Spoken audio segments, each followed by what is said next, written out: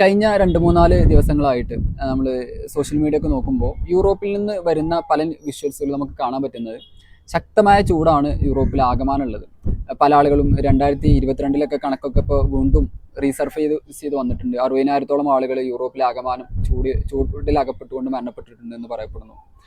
പല കടകളുടെ മുന്നിലും AC-യും അതുപോലെ ഫ്രിഡ്ജ് അടക്കമുള്ള സാധനങ്ങൾക്ക് വേണ്ടി ആളുകൾ വരി നിൽക്കാണ്, എടുത്തുകൊണ്ട് ഇടിച്ച് കയറി സാധനങ്ങൾ വാങ്ങി പർച്ചേസ് ചെയ്ത് കൊണ്ടുപോകുന്ന സാഹചര്യമൊക്കെ ഉണ്ടായി.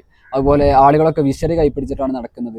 അതുപോലെ ഗവൺമെൻറ് ഫെസിലിറ്റികൾ പല സ്ഥലം പബ്ലിക് അവന്യൂസിലൊക്കെ സ്പ്രിംഗ്ലർ വെച്ചുകൊണ്ട് ചൂട് ശമിപ്പിക്കാനുള്ള ശ്രമങ്ങളൊക്കെ നടത്തുന്നുണ്ട്.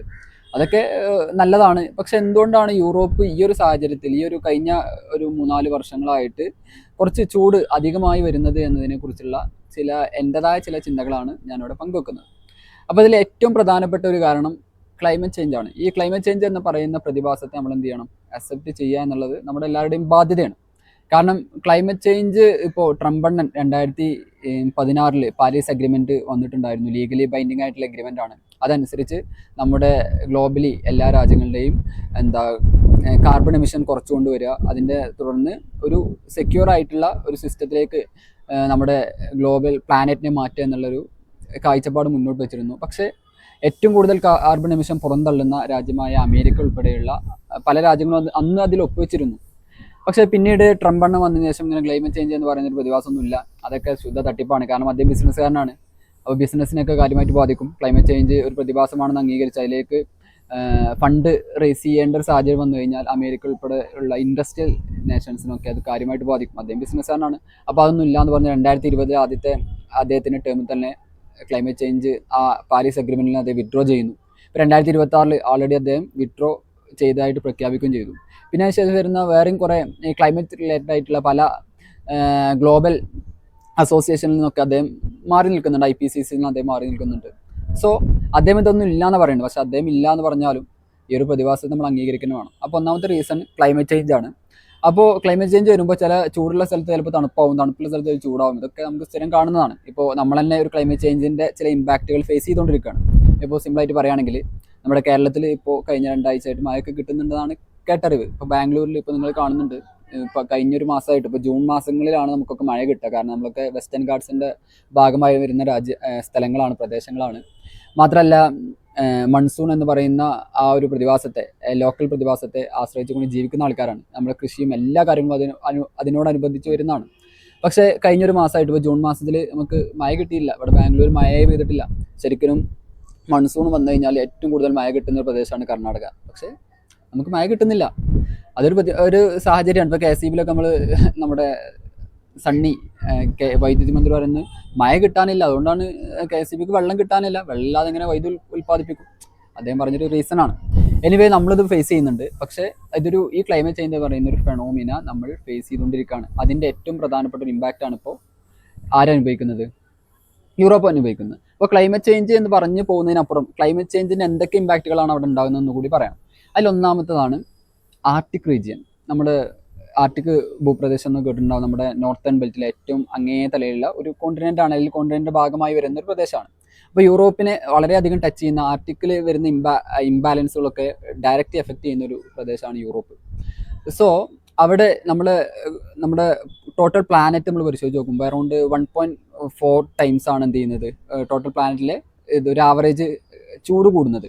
എന്നാൽ അത് ആർട്ടിക് പ്രദേശത്ത് പരിശോധിച്ച് നോക്കുമ്പോൾ അത് 2.4 ആണ്. അതായത് അതിനേക്കാൾ 2.5 ഇരട്ടി ആണ് അവിടെ ചൂട് കൂടുന്നത്. അപ്പോൾ ചൂട് കൂടി എന്താ സംഭവിക്കുക? ചൂട് കൂടി കഴിഞ്ഞാൽ ഈ ആർട്ടിക് പ്രദേശങ്ങളിലെ മഞ്ഞുകളൊക്കെ ഉരുകിപ്പോകും. ഈ മഞ്ഞ് ഉരുകിപ്പോകുമ്പോൾ ഉണ്ടാകുന്ന ഏറ്റവും പ്രധാന പ്രശ്നം ഈ പ്രത്യേകിച്ച് ഐസ് പാളികളാണല്ലോ, ഒരു വെള്ളപ്പാളികളാണ്.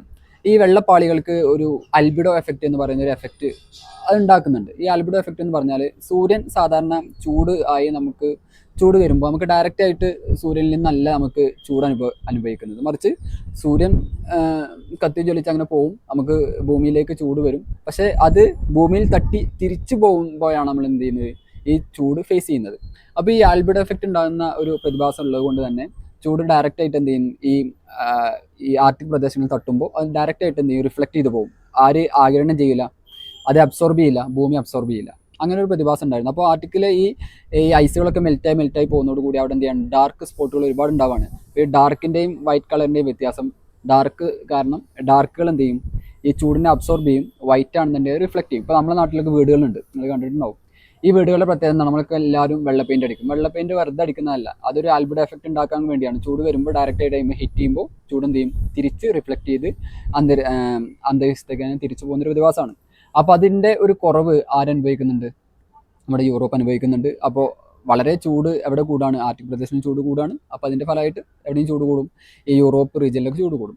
പിന്നെ മറ്റൊന്ന് ഈ ലോക്കൽ ഫെനോമിനയാണ്, സമ്മർ സീസണിൻ്റെ ഭാഗമായിട്ട് അവിടെ ഉണ്ടാകുന്ന ഒരു ലോക്കൽ ഫെനോമിനയാണ് നമ്മുടെ സഹാറ മരുഭൂമിയിൽ നിന്ന് വരുന്ന ഒരു ഹോട്ട് വിൻഡ് ഉണ്ട്, സിറോക്കോ എന്നാണ് ആ വിൻഡിൻ്റെ പേര്. അപ്പോൾ ആ സിറോക്കോ എന്ന് പറയുന്ന ആ വിൻഡ് അടിക്കുന്നതോട് കൂടി അതിൽ എന്തുണ്ടാവില്ല, മോയ്സ്ചർ എലമെൻറ്റുകളോ അല്ലെങ്കിൽ വെറ്റ് എലമെൻറ്റുകളൊന്നും ഒട്ടും ഉണ്ടാവില്ല.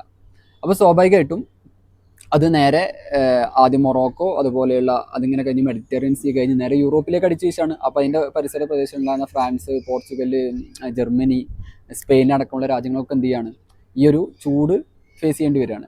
അപ്പോൾ നമ്മൾ സാധാരണ കാണുന്ന ഒരു പോലെയുള്ള ചൂടല്ല യൂറോപ്പിനെ ഫേസ് ചെയ്യുന്നത്. ഇപ്പോൾ കണക്കനുസരിച്ച് സാധാരണ നമ്മുടെ നാട്ടിലൊക്കെ 2 ഡിഗ്രി 3 ഡിഗ്രി ഒക്കെയാണ് ചൂട് കൂടാറുള്ളത്. നമ്മളെന്താണ്, അഡാപ്റ്റബിൾ ആണ്. പക്ഷെ അവിടെയൊക്കെ ചില പ്രദേശങ്ങളിൽ കഴിഞ്ഞൊരാഴ്ചത്തെ വെതർ പാറ്റേൺ പരിശോധിച്ച് നോക്കുമ്പോൾ 10 ഡിഗ്രി ഒക്കെ കൂടുതലായിട്ടാണ് അനുഭവിക്കുന്നത്. സോ നമ്മുടെ പോലെയുള്ള സ്കിൻ പാറ്റേണേ അവിടെ അല്ല. കാരണം നമ്മുടെ സ്കിൻ പാറ്റേൺ കുറേയൊക്കെ അഡാപ്റ്റബിലിറ്റി ഉള്ളതാണ്. അവർ ഒന്നുകൂടി വൈറ്റ്സ് ആണ്.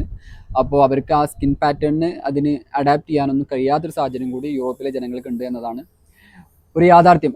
അതുകൂടി അവരെന്ത് ചെയ്യുന്നുണ്ട്, ഫേസ് ചെയ്യുന്നുണ്ട്. പിന്നെ മറ്റൊന്ന്, വേറൊരു രസകരമായ ഒരു കാര്യം, സാധാരണ ഈ ചൂട് വരുന്ന ഈ വെയിലടിക്കുന്ന സമയത്ത് നമ്മൾ എന്ത് ചെയ്യും, പല പൊല്യൂട്ടൻ്റായ കുറേ കാര്യങ്ങൾ അന്തരീക്ഷത്തിൽ ഉണ്ടെങ്കിൽ അതും എന്ത് ചെയ്യും, കുറേ ചൂടിനെ അബ്സോർബ് ചെയ്യുകയും അല്ലെങ്കിൽ അത് റിഫ്ലക്ട് ചെയ്ത അറ്റ്മോസ്ഫിയറിലേക്ക് തന്നെ തിരിച്ചയക്കുന്ന ഒരു പ്രതിഭാസമുണ്ട്.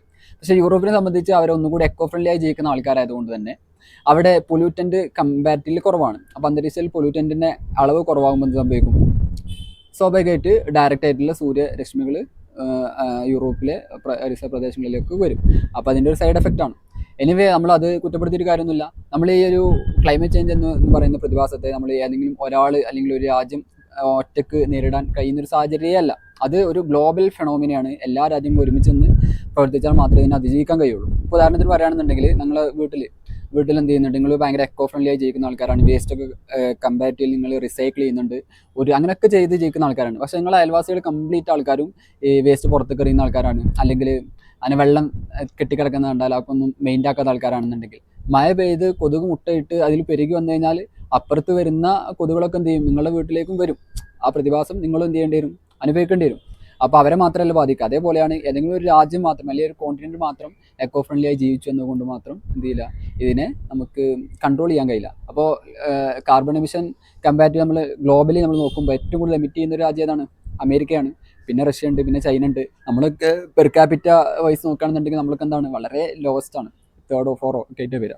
അപ്പോൾ ഇതിനെന്ത് ചെയ്യണം, അങ്ങനെ അഡാപ്റ്റ് ചെയ്തുകൊണ്ട് മറികടക്കാൻ ശ്രമിച്ചാൽ മാത്രമേ ഇതിന് കഴിയുള്ളൂ. ഇനി വേറെ രസകരമായ കാര്യം പറയാം. ഈ ക്ലൈമറ്റ് ചേഞ്ചിൻ്റെ ഭാഗമായിട്ട് ഇപ്പോൾ പല രാജ്യങ്ങളും മുങ്ങിപ്പോയിട്ടുണ്ട്. ഇപ്പോൾ പസഫിക് റീജിയനിലെ ഒരു പ്രദേശം തുവളു ഐലാൻഡ് എന്ന് പറയുന്ന ഒരു രാജ്യമാണ്. അപ്പോൾ അവരെന്ത് ചെയ്യണം, ഓരോ ദിവസം രാജ്യം ചൂട് കൂടുന്നതിനനുസരിച്ച് സീ ലെവൽ എന്ത് ചെയ്യാണ്, റൈസ് ചെയ്യുകയാണ്. അതൊരു ഐലാൻഡാണ്. അപ്പോൾ സീ ലെവൽ റൈസ് ചെയ്യുമ്പോൾ പതുക്കെ അവിടെ പ്രദേശം കംപ്ലീറ്റ് അതിന് മുങ്ങിപ്പോവാണ്. അപ്പോൾ അവരെന്ത് ചെയ്യാണ്, അടുത്തൊരു ജനറേഷൻ വരുമ്പോൾ അവർക്ക് ഞങ്ങളുടെ രാജ്യം ഇതായിരുന്നു, ഞങ്ങളുടെ സംസ്കാരം ഇതായിരുന്നു, ഞങ്ങളുടെ ഹെറിറ്റേജ് ഇതായിരുന്നു എന്ന് മറ്റുള്ളവർക്ക് പറഞ്ഞു കൊടുക്കണമല്ലോ. അതിന് വേണ്ടി ഒരു വിർച്വൽ 3D മാപ്പ് അവരുടെ രാജ്യത്തിന് ഉണ്ടാക്കി വെച്ചിരിക്കുകയാണ്. ഇതൊക്കെ നമ്മുടെ പ്രദേശങ്ങൾ, ഇവിടേക്കാണ് ആൾക്കാർ താമസിച്ചിരുന്നൊക്കെ മനസ്സിലാക്കി കൊടുക്കാൻ വേണ്ടിയിട്ട്.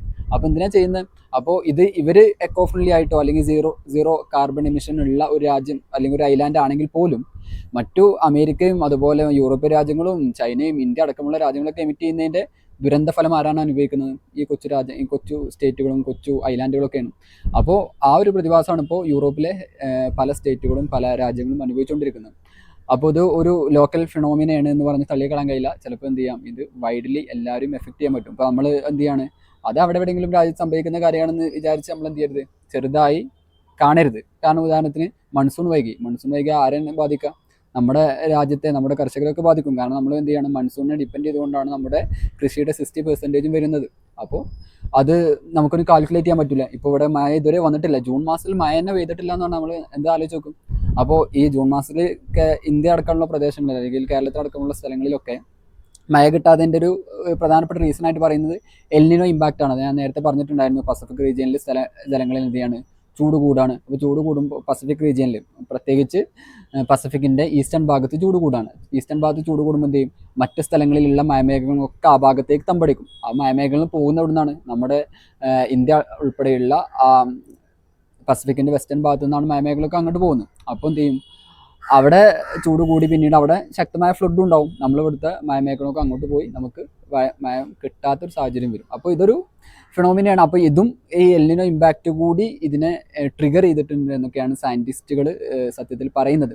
ഇനി നമുക്കറിയില്ല, ഏതായാലും ഇതൊക്കെ നമുക്ക് എന്ത് ചെയ്യാം, അതിജീവിക്കുക, നമ്മളിതിന് അഡാപ്റ്റബിൾ ആവുക, നമ്മൾ എന്ത് ചെയ്യാം, അതനുസരിച്ച് ജീവിക്കാൻ പഠിക്കുക എന്ന് മാത്രമേ ഇത് ചെയ്യാൻ കഴിയുള്ളൂ. അപ്പോൾ യൂറോപ്പിലെ ജനങ്ങൾ ഇപ്പം എന്ത് ചെയ്യുന്നുണ്ട്, അത് നന്നായിട്ട് സഫർ ചെയ്യുന്നുണ്ട്.